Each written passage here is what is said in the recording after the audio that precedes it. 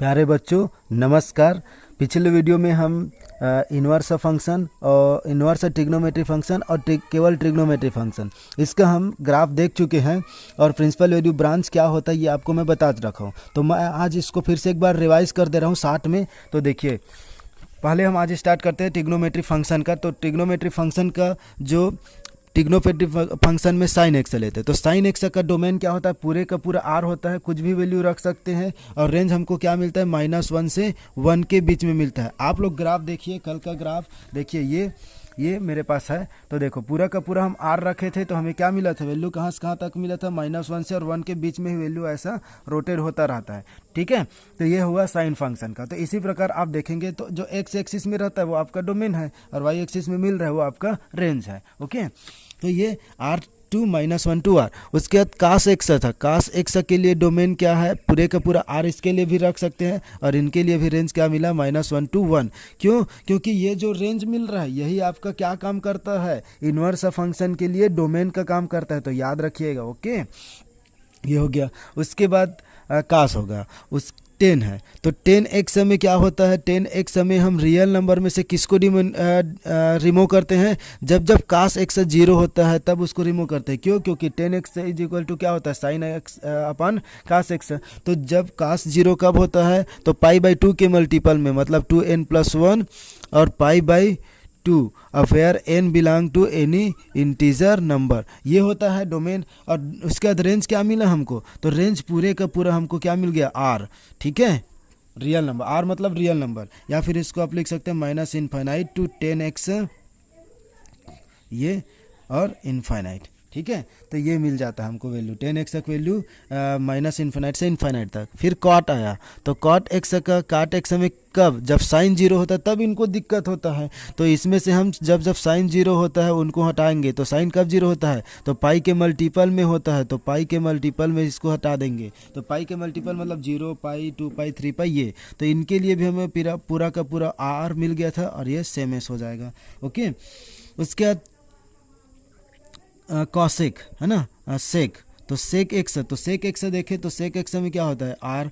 उसमें भी कास जब 0 होता है दिक्कत होता है, तो कास कब 0 होता है, 2n+1 π/2 मल्टीपल में, तो 2n+1 π/2 के मल्टीपल में 0 होता है। तो इसको हम क्या कर देंगे, हटा देंगे ये। और इसके लिए क्या मिला था हमें, इसके लिए हमें डोमेन क्या मिला था, रेंज क्या मिला था, तो -∞ टू -1 मिला था ये, और -1 तो मिल गया था हमें। ओके, और यूनियन तो -1 टू इनफाइनाइट ये मिला है हमें। ओके, तो ग्राफ तो याद होगा, क्योंकि ग्राफ अगर आपके दिमाग में रहेगा तो आपको सॉल्व करने में, मतलब इसका डोमेन सोचने में आसानी होगा। तो देखो ग्राफ क्या था ये। ओके, ये मतलब -1 और 1, हम -1 और 1 के बीच का वैल्यू नहीं मिला था, ये वाला वैल्यू नहीं मिला था। ओके, तो इसको आप चाहो तो ऐसे भी लिख सकते हो। कैसे लिख सकते हो, हम लोग कल क्या लिखे थे, इनको ऐसे लिखे थे कि आर में से है ना, और आर में से किसको हटाए थे, -1 और 1 के ओपन इंटरवल को हटाए थे। -1 और 1 को हटाया ऐसा नहीं है, इनके ओपन इंटरवल को हटाए। तो इसको दो तरीके से लिख सकते हो। ओके, ये होगा सेक। अब कॉसेक का, तो कॉसेक एक समय क्या किए थे, आर। जब साइन 0 होता है तब इनको दिक्कत होता है, तो उसको डोमेन से हटा देते हैं। जहाँ दिक्कत हुआ उसको डोमेन से हटाना होता है। ठीक है, मतलब वो डोमेन में आता नहीं है। ओके, मतलब डोमेन ये, तो n बिलोंग टू z। इसको हम क्या लिख सकते हैं, ये भी -∞ टू -1 और यूनियन -1 टू इनफाइनाइट। या फिर इसको भी हम लिख सकते हैं r is equal to r -1 to 1 open interval. ठीक है, ये ध्यान रखना कि -1 और 1 को हटाया ऐसा नहीं है, जो इनके बीच के वैल्यू होता है, ये वाला वैल्यू होता है, उनको हटाते हैं। देखो ये वाला जो वैल्यू है उनको हटाया है। ओके, अब देखते हैं, ये तो हो गया किसके लिए, साइन फंक्शन के लिए। अब हम मतलब कौन सा, ट्रिग्नोमेट्रिक फंक्शन। अब इन्वर्स ट्रिग्नोमेट्रिक फंक्शन के लिए देखते हैं। तो इन्वर्स ट्रिग्नोमेट्रिक फंक्शन, तो ये डोमेन, ये जो रेंज है वो क्या बन जाएगा, ये रेंज पूरे का पूरा इनके लिए क्या बन जाएगा, ये इन्वर्स ट्रिग्नोमेट्रिक फंक्शन के लिए डोमेन का काम करेगा। ओके, तो उसके बाद जो इधर का जो रेंज मिलेगा, इन्वर्स ट्रिग्नोमेट्रिक फंक्शन में जो रेंज मिलेगा वो क्या हो जाएगा, हमारा प्रिंसिपल वैल्यू ब्रांच कहलाएगा। तो इन्वर्स ट्रिग्नोमेट्रिक फंक्शन का रेंज क्या कहलाएगा, प्रिंसिपल वैल्यू ब्रांच। तो इसको याद रखिएगा एकदम। तो देखो हम पहले आता है साइन इनवर्स फंक्शन। तो साइन इनवर्स के लिए साइन इनवर्स, तो साइन फंक्शन का जो रेंज है, तो साइन फंक्शन का रेंज आपको पता है क्या, -1 to 1 ये। तो इसके लिए अब देखो हम इसको 1 1 and 2 बनाने के लिए कहाँ रिस्ट्रिक्ट किए थे। अब इसको जो रिस्ट्रिक्ट किए उसको लेना है। तो रिस्ट्रिक्ट हम किए थे कहाँ, -π/2 से π/2 में। तो यही हमारा क्या कहलाएगा, प्रिंसिपल वैल्यू ब्रांच। कौन सा फंक्शन के लिए, साइन इनवर्स के लिए। तो कास इनवर्स एक्स, तो कास इनवर्स एक्स भी डोमेन क्या है, -1 to 1, क्योंकि कास फंक्शन का रेंज ये है। और इसको कहाँ से कहाँ रिस्ट्रिक्ट किए थे, 0 से पाई में रिस्ट्रिक्ट किए थे। ओके, तो 0 से पाई, लेकिन क्या 0 भी मिला था, पाई भी मिला है। तो 0 से पाई क्लोज इंटरवल रहेगा। ओके, क्लोज इंटरवल और ओपन इंटरवल में ध्यान दीजिएगा। टेन इनवर्स, ये अगर आपको याद है तो पूरा का पूरा प्रिंसिपल वैल्यू निकाल सकते हो। तो आर, टेन इनवर्स के लिए पूरा ये हो गया डोमेन आर। और हमको इसको कहाँ रिस्ट्रिक्ट किए थे, इसको हम -π/2 से π/2 का ओपन इंटरवल में रिस्ट्रिक्ट रखे थे, क्योंकि हमको π/2 नहीं मिलता है, क्योंकि π/2 में 10 क्या हो जाता है, इनफाइनाइट हो जाता है, नॉट डिफाइन होता है। काट, तो काट इनवर्स एक्स के लिए डोमेन क्या रहेगा, आर। और इसको हम कहाँ रिस्ट्रिक्ट किए थे, 0 से पाई का ओपन इंटरवल में रिस्ट्रिक्ट किए थे। अब आता है सेक इनवर्स फंक्शन। तो sec inverse function, sec inverse x, तो इसके लिए क्या मिला है हमको, तो आर -1 to 1 का ओपन इंटरवल। और उसके बाद क्या करना है, हम इसको क्या लिखेंगे, ये कहाँ रिस्ट्रिक्ट किए थे, 0 से π/2 ये, और ये ओपन इंटरवल यूनियन, फिर से π/2 to पाई। या फिर इसको हम ऐसे लिख सकते हैं, तो 0 से पाई लेंगे, 0 से पाई के बीच, और π/2 हमको नहीं मिला था। तो π/2 नहीं मिला था तो हम इसको क्या किए थे, π/2 को हटा दिए थे, ऐसा। क्लियर। अब कॉसेक इनवर्स है, तो कॉसेक इनवर्स एक्स, तो आर माइनस, तो आर माइनस ये हो जाएगा -1 to 1। और इसमें क्या लिए थे, तो 0, सॉरी ये हम रिस्ट्रिक्ट किए थे इसको -π/2। तो -π/2 to 0, और ये 0 नहीं मिला था तो ओपन इंटरवल यूनियन, तो 0 π/2, या फिर ये π/2 तो हमें मिला है, ठीक। या फिर आप इसको लिख सकते हो कि -π/2 से π/2 तक ये क्लोज रहेगा। और इसमें से हमको क्या हटाना है, सिंगलटन 0 को हटा देना है ये। तो इस तरीके से आप क्या कर सकते हो, ग्राफ याद रख सकते हो। तो ये सब क्या है, इधर का जो प्रिंसिपल वैल्यू ब्रांच कहलाएगा। ओके, इनवर्स ट्रिग्नोमेट्रिक फंक्शन का, ठीक है। तो एक बार इसको आप ओवरव्यू देख लीजिए। ये आप इसको ऐसा देखोगे तो आप आसानी से इसको टेबल बना के रख सकते हो। ये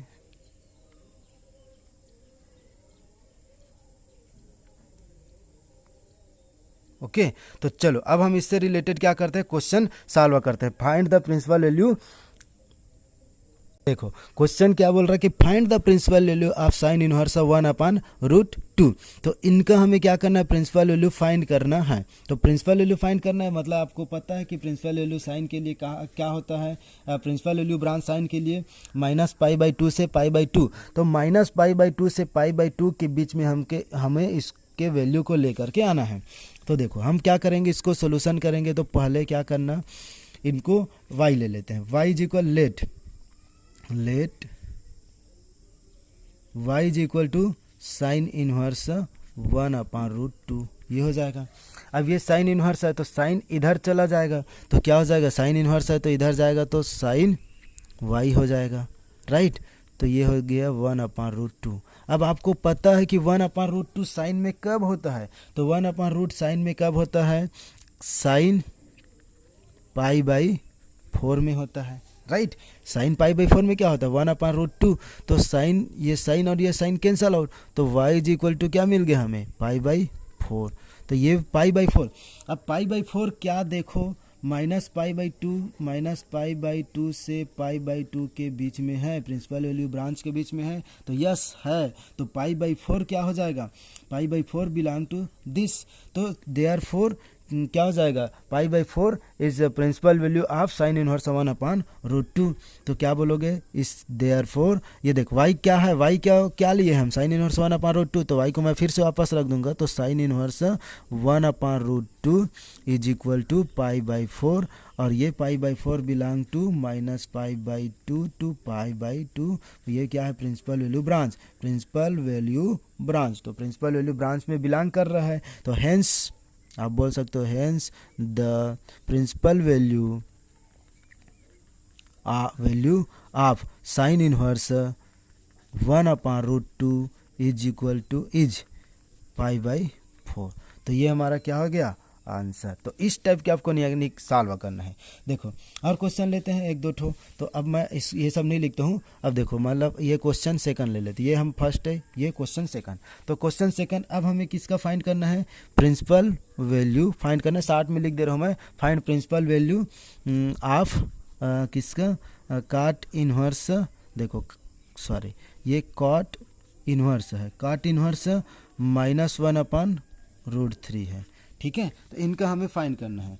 तो देखो अब हम क्या करेंगे, फिर से पहले काम वही लेट क्या करोगे, let y is equal to, solution करेंगे तो let y is equal to cot inverse -1/√3। ये अब हम क्या करेंगे, कॉट इनवर्स से इधर ट्रांसफर करेंगे तो क्या हो जाएगा, cot y is equal to -1/√3। Okay. अब देखो इस माइनस को हम इधर ट्रांसफ़र कर लेते हैं, क्योंकि माइनस वगैरह में देखते हैं तो हमको 90 से एबव चला जाता है। तो 90 से एबव चला जाता है तो हमको 90 से एबव तक तो ज़्यादा वैल्यू याद नहीं रहता, याद रहता तो और अच्छी बात है। अब याद नहीं है मान लो, तो क्या करो इसको इधर ट्रांसफ़र करेंगे तो क्या हो जाएगा, minus cot y is equal to 1/√3। ये तो -1/√3 हो गया। अब माइनस कॉट y, तो माइनस कॉट y को हम क्या लिख सकते हैं, माइनस कॉट y को कब होता है, माइनस कॉट y, तो minus cot y is equal to हम क्या लिखेंगे, कॉट पाई माइनस y, तो pi minus y is equal to क्या होता है, माइनस कॉट y, ये इज इक्वल टू 1/√3। ओके। ये तो कॉट को हम जानते हैं, ये होता है since cot pi minus y is equal to क्या होता है, माइनस कॉट y। ये भी होता है कि cot minus y is equal to भी माइनस कॉट y होता है। ओके। लेकिन क्या हो लेकिन हमें क्या करना है, माइनस हमें ध्यान देना है कि हमारे प्रिंसिपल वैल्यू ब्रांच के बीच में आना चाहिए वैल्यू। तो देखो ये हो जाएगा क्लियर, तो हम माइनस ये होता है इसलिए ये यूज किए, तो pi minus y is equal to ये कब होता है, ये 1/√3 कब होता है कॉट में, तो कॉट पाई बाई 3 में, कॉट पाई बाई 3 में ये होता है 1/√3 is equal to pi by 3 हो जाएगा। तो pi minus y is equal to pi by 3, तो y का वैल्यू हमें क्या मिल जाएगा, y का वैल्यू, तो y इधर ट्रांसफ़र, मतलब y is equal to pi minus pi by 3 हो जाएगा। ये क्लियर। तो अब 3y माइनस y, तो y इज इक्वल टू क्या हो जाएगा, अब 2y/3। अब 2y/3 देख लो क्या कॉट के लिए क्या है, कॉट के लिए प्रिंसिपल वैल्यू ब्रांच हमारे पास होता है 0 से पाई, ये होता है 0 से पाई के बीच में है कि नहीं ये वैल्यू, सॉरी ये पाई है मेरे दोस्त, ये ठीक है। तो पाई ओके, इसके बीच में है कि नहीं देख लो, इसको इससे डिवाइड करेंगे तो पाई से कम 3 से इसको डिवाइड करेंगे 2 को, तो क्या हो जाएगा, पाई 1 से कम आएगा, मतलब इसके बीच में है। तो ये हो जाएगा हमारा cot inverse -1/√3 is equal to 2 pi by 3, ये हो जाएगा। देखो अब मैं आपको ये बोल रहा था, आपको ये सब पता है होगा, ये इन सब वैल्यू पता होगा कि देखो क्या होता है साइन माइनस थीटा, तो sine minus theta is equal to minus sine theta, ये होता है। Cos minus theta is equal to cos theta होता है। Tan minus theta is equal to tan theta, minus tan theta होता है। Cot minus theta is equal to minus cot theta, ठीक है। तो देखो cot minus theta is equal minus cot theta भी होता है। तो देखो जब मैं इनको ऐसा करूँगा क्या लिखेंगे हम इसको, देखो क्या है minus cot y is equal to 1/√3 लेंगे। ओके, अब देखो मैं इसको ऐसा लिख सकता हूँ, काट माइनस वाई ऐसा लिखना चाहूँ इस फार्मूले की मदद से, इस फार्मूले की मदद से ऐसा लिखूंगा मैं, काट माइनस वाई। तो काट माइनस वाई अगर लिखूंगा तो 1/√3 कब होता है, π/3 में होता है। ठीक, तो माइनस ये क्या हो गया, π/3 हो जाएगा। ओके, तो कब होता है π/3, काट π/3, ये होता है π/3 में 1/√2 होता है। तो देखो ये काट से काट तो कैंसिल हो जाएगा, तो बचेगा क्या, minus y is equal to π/3। अब देखो ये y का वैल्यू क्या मिल गया, मतलब माइनस π/3। क्या माइनस π/3 जीरो और पाई के बीच में आएगा, नहीं आता है। माइनस कहाँ आएगा, ये तो जीरो से पाई है के बीच में पॉजिटिव वैल्यू है, और ये माइनस π/3 आ जाएगा। इसलिए हम यहाँ से क्या किए, इसको पाई माइनस वाई लिए हैं। ओके, तो हमें देखना है ये कोऑर्डिनेट देखना है, 0 से पाई मतलब सेकंड कोऑर्डिनेट तक देखना है ना। तो सेकंड कोऑर्डिनेट तक के देखना था हमको। ओके, तो ये थर्ड, अगर हम ऐसा देखेंगे तो ये थर्ड कोऑर्डिनेट में चला जाएगा, है ना। तो इसलिए हमको ध्यान रखना है कि क्या लेना है। चलो और क्वेश्चन सॉल्व करते हैं। क्वेश्चन थर्ड ले लेते हैं हम, cosec inverse 2 is equal to, ठीक है, मतलब हमको क्या करना है, इसका principal value find principal value branch करना है। ठीक है, तो हमको क्या करना है, प्रिंसिपल वैल्यू ब्रांच फाइंड करना है। तो देखो सॉल्व करते हैं।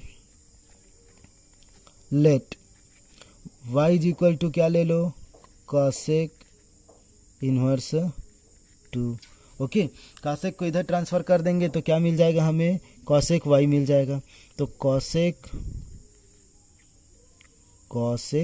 y इज इक्वल टू 2 हो जाएगा। अब देखो अगर मान लो अगर आपको कॉसेक का वैल्यू मालूम नहीं है मान लो, ठीक है, तो कॉसेक को तो हम क्या कर सकते हैं, साइन में कन्वर्ट कर सकते हैं, 1/sin y ऐसा लिख सकते हैं, और ये हो जाएगा 2। अब 1/sin y को क्या कर देते, ये रेसिप्रोकल है, ऐसा रिवर्स से कर देंगे, तो रिवर्स से कर देंगे तो साइन, ये ऊपर देखो इसके नीचे में कुछ नहीं, ये 1 रिवर्स से करेंगे तो क्या हो जाएगा, sin y is equal to 1/2, मतलब साइन वाई का वैल्यू क्या हो जाएगा, 1/2। अब आपको तो पता है साइन 1/2 कब होता है, तो 1/2 कब होता है, 30 डिग्री, मतलब 30 डिग्री मीन्स π/6। तो sine y is equal to sine π/6। तो ये साइन से साइन रिमूव, तो y इज इक्वल टू π/6। अब देखो, अब ये हो गया y का वैल्यू, y को हम क्या लिए थे, कॉसेक इनवर्स 2 लिए थे, कॉसेक इनवर्स 2। तो y का वैल्यू हो गया कॉसेक इनवर्स 2 और इज इक्वल टू π/6। अब ये क्या प्रिंसिपल वैल्यू ब्रांच के बीच में है, माइनस π/2 से π/2 के बीच में, यस है। तो माइनस π/2 से π/2 के बीच में है, तो ये क्या हो जाएगा, सॉरी कॉसेक के लिए हमें देखना है, तो कॉसेक के लिए माइनस π/2 से π/2 नहीं देखना है, तो कॉसेक के लिए क्या देखना है हमें, माइनस π/2 से π/2, और इसमें से ये 0 रिमूव करना होता है। तो यस ये तो है π/2, केवल 0 अगर आ जाता, ये 0 रहता तब नहीं बोलते, क्योंकि 0 नहीं है इस सेट में। ओके, तो ये मतलब इस इंटरवल में नहीं है, तो π/6 तो है, इसके बीच में बिलोंग कर रहा है, तो इसलिए क्या हो जाएगा, कॉसेक इनवर्स 2 का प्रिंसिपल वैल्यू ब्रांच क्या हो जाएगा, π/6। तो hence the principal value branch of cosec inverse 2 is equal to π/6। Okay, और निकाल सकते हैं, जैसे कि हम निकालते हैं, मान लो और क्वेश्चन निकाल कर लेते हैं। क्वेश्चन 4, मान लो हमको लेना है, जैसे कि किनका निकालना है, कास इनवर्स का, तो cos inverse -1/2 is equal to, ठीक है, इनका निकालना है, इनका वैल्यू क्या आएगा, इनका प्रिंसिपल वैल्यू क्या आने वाला है, राइट। तो सॉल्यूशन करेंगे, तो let y is equal to cos inverse -1/2, right. अब इसको इधर ट्रांसफ़र कर देंगे तो क्या हो जाएगा, cos y is equal to -1/2, right. अब इसको फिर से, अब माइनस को इनको दे देते हैं, ठीक है, माइनस को इनको देंगे तो क्या हो जाएगा, माइनस कास y ये हो जाएगा, और 1/2। अब कास y देखो, माइनस कास y, अब आपको पता है कि कास y का क्या है, 0 से पाई तक है, इसका रेंज क्या है, 0 से पाई तक है कास इनवर्स, ठीक है। तो हमको 0 से पाई के बीच में कन्वर्ट करना है, तो देखते हैं। तो अब इसको हम क्या लिख सकते हैं, माइनस कब होता है, जब देखो अगर माइनस वैल्यू हमें कब मिलेगा, कास वाई का माइनस वैल्यू कब मिलेगा, देखो अगर हम इसको क्या करेंगे, ऐसा अगर लिख देंगे, अभी आपको मैं लिख के बताया था ये क्या कि cos minus theta is equal to cos theta हो जाता है, पॉजिटिव हो जाता है। तो अगर मैं इसको कास थीटा लिखूंगा, ठीक है, तो मैं इसको पॉजिटिव हो जाएगा, तो हमें तो निगेटिव वैल्यू नहीं मिलेगा। तो हम इसको क्या लिखेंगे, तो निगेटिव कब होता है, तो कास माइनस वाई, ये तो कास माइनस वाई कब होता है ऐसा, ठीक है, ऐसा ये कब होता है, या फिर ऐसा रहने देते हैं, मैं इसको लिखूंगा minus cos y is equal to 1/2 है ये। तो हम इसको क्या लिखेंगे, जब देखो कास पाई माइनस वाई रखेंगे इज इक्वल टू क्या हो जाएगा 1/2, तो कास पाई माइनस थीटा मतलब कौन सा कोऑर्डिनेट, ये पाई, तो पाई माइनस थीटा मतलब सेकंड कोऑर्डिनेट, सेकंड कोऑर्डिनेट में कास क्या होता है, नेगेटिव होता है, ठीक है, तो सेकंड कोऑर्डिनेट में कास नेगेटिव हो जाता है, तो हम क्या लिखेंगे कास पाई माइनस वाई, और वैल्यू चेंज नहीं होता है, ठीक है। तो 1/2 कब होता है कास में, तो कास 1/2 कब होता है, पाई/3 में होता है, तो कास से कास कैंसल, तो pi minus y is equal to पाई/3 हो जाएगा। तो वाई का वैल्यू चाहिए, तो वाई इज इक्वल टू हमें मिल जाएगा पाई माइनस पाई/3, तो क्या हो जाएगा 2π/3। अब 2π/3 देख लो, 0 से पाई के बीच में आ रहा है कि नहीं आ रहा है, तो 2π/3 0 से पाई के बीच में आ रहा है, तो वाई का वैल्यू क्या है, तो cos inverse -1/2 is equal to 2π/3 belong to closed interval 0 to pi, तो इसके बीच में आ रहा है, तो ये क्या हो जाएगा 2π/3 कास इनवर्स -1/2 का प्रिंसिपल वैल्यू ब्रांच हो जाएगा, सॉरी प्रिंसिपल वैल्यू हो जाएगा। आई होप क्लियर हो रहा होगा आप लोग को क्वेश्चन। चलो एक और क्वेश्चन देखते हैं। देखो ये है tan inverse 1 plus cos inverse -1/2 और plus sine inverse -1/2 is equal to, इनका वैल्यू क्या है बोल रहा है ना। तो इनका क्या करेंगे, हम पहले टेन इनवर्स का टेन इनवर्स 1 का निकाल लेते हैं, कास इनवर्स -1/2 का निकाल लेते हैं, साइन इनवर्स -1/2 का निकाले, इन सब का अलग अलग निकाल लेते हैं, उनके बाद रंग देंगे। तो इन सब को अलग अलग निकालोगे तो क्या करोगे, जैसे अभी आप निकाल रहे हो, तो देखो क्या करते हैं, इसको टेन इनवर्स 1 को क्या लेते हैं वाई, तो क्या हो जाएगा ये 10y इज इक्वल टू क्या मिल जाएगा 1। तो 1 कब होता है 10y, 1 कब होता है, 1 होता है π/4 में, ठीक है, तो 10 π/4, तो 10 π/4, ठीक है, तो y इज इक्वल टू क्या मिल गया π/4, मतलब टेन इनवर्स 1 का वैल्यू क्या मिला हमें, तो टेन इनवर्स 1 का वैल्यू मिल गया π/4, ये हो गया टेन इनवर्स 1 के लिए। अब हमको क्या निकालना है, कास इनवर्स -1/2 के लिए, तो कास इनवर्स -1/2 को y लेंगे, तो अब भी जस्ट निकाले हैं, देखो ये कास इनवर्स -1/2 का क्या मिला 2π/3 मिला, तो ये हो जाएगा, मैं डायरेक्ट लिख दे रहा हूँ यही, तो कास इनवर्स -1/2 का क्या होता है 2π/3 होता है, ठीक। अब साइन इनवर्स -1/2, तो साइन इनवर्स -1/2 को y लेंगे, ये तो ये मिल जाएगा sine y is equal to -1/2। अब y को इधर माइनस को इधर ट्रांसफ़र करेंगे तो क्या हो जाएगा minus sine y is equal to 1/2। अब इसको हम क्या लिख सकते हैं, साइन ये यहाँ चला जाएगा माइनस वाई, क्योंकि जो एंगल में रहता है माइनस बाहर निकल जाता है साइन के लिए, तो ये हो जाएगा। और 1/2 कब होता है, तो 1/2 होता है साइन π/6 में होता है, तो y का वैल्यू यहाँ से मिल जाएगा हमें -y इज इक्वल टू π/6, तो y का वैल्यू क्या मिला -π/6, ये मिल गया। तो देखो टेन इनवर्स 1 के लिए क्या मिला π/4, कास इनवर्स -1/2 के लिए 2π/3 और ये -π/6। तो देखो सब किसके बीच में है, इसके रेंज प्रिंसिपल वैल्यू ब्रांच के अंदर में आना चाहिए ये सब वैल्यू। तो 10 का -π/2 से π/2 होता है, यस बिलोंग कर रहा है, ये -π/2 से π/2 के ओपन इंटरवल में बिलोंग कर रहा है, ये 0 से पाई के ओपन इंटरवल में बिलोंग कर क्लोज इंटरवल में बिलोंग कर रहा है, और ये -π/2 से π/2 के क्लोज इंटरवल में बिलोंग कर रहा है। तो अब इन सब को आपको ध्यान देना है, ओके। इनके बीच का वैल्यू अगर नहीं रहेगा तो प्रिंसिपल वैल्यू ब्रांच नहीं कहलाएगा, प्रिंसिपल वैल्यू नहीं कहलाएगा। अब इन सब को ऐड कर दो, इन सब को ऐड करेंगे तो क्या मिल जाएगा हमें, टेन इनवर्स इनका वैल्यू क्या आ जाएगा, ten inverse 1 plus cos inverse -1/2 plus sine inverse -1/2। तो देखो ये क्या हो जाएगा, यहाँ से टेन इनवर्स 1 का वैल्यू हम निकाले π/4, इनका वैल्यू क्या मिला 2π/3 कास इनवर्स ये, और इनका वैल्यू मिला -5/6। अब इनको सॉल्व करने के लिए क्या करेंगे, इनका एलसीएम ले लेते हैं। तो इनका एलसीएम लेंगे तो क्या हो जाएगा 12 हो जाएगा। ओके, 4, 3 और 6 का एलसीएम कितना हो जाएगा 12 हो जाएगा। तो अब यहाँ से 4 को 12 से डिवाइड कर 12 को 4 से डिवाइड करेंगे तो क्या मिलेगा 3, और 3 का मल्टीप्लाई करेंगे पाई से तो 3π। 3 से हम डिवाइड करेंगे 12 को तो क्या मिलेगा 4, और 4 का 2 से मल्टीप्लाई तो 8π। फिर 12 को डिवाइड करेंगे 6 से, तो इस 6 से डिवाइड करेंगे 2 मिला, और 2 का मल्टीप्लाई करेंगे पाई के साथ तो 2π हो जाएगा। 8 3 कितना हो जाएगा 11π, और -2π/12। तो ये कितना हो जाएगा 9π/12। ओके, तो 9π/12 मतलब स्क्वायर कट जाएगा, 3 से 3 3 जा 3 4 जा, तो 3π/4। तो इनका वैल्यू क्या मिला हमें, टेन इनवर्स से इनका वैल्यू 3π/4। तो ये हमारा आंसर। तो इस टाइप के आपको क्या करना है, सॉल्व करना है। तो आप आशा करता हूँ कि एक्सरसाइज जो 2.1 है उसको आप कंप्लीट कर सकते हो, क्योंकि आप पूरा 2.1 लगभग इस टाइप का क्वेश्चन बनेगा। तो अब हम नेक्स्ट वीडियो में देखेंगे कि properties of inverse trigonometry function, तो क्या क्या इनका प्रॉपर्टी है, उसके बाद उसका जो क्वेश्चन रहेगा उसको सॉल्व करेंगे। Okay, thank you for watching this video my dear friends and student.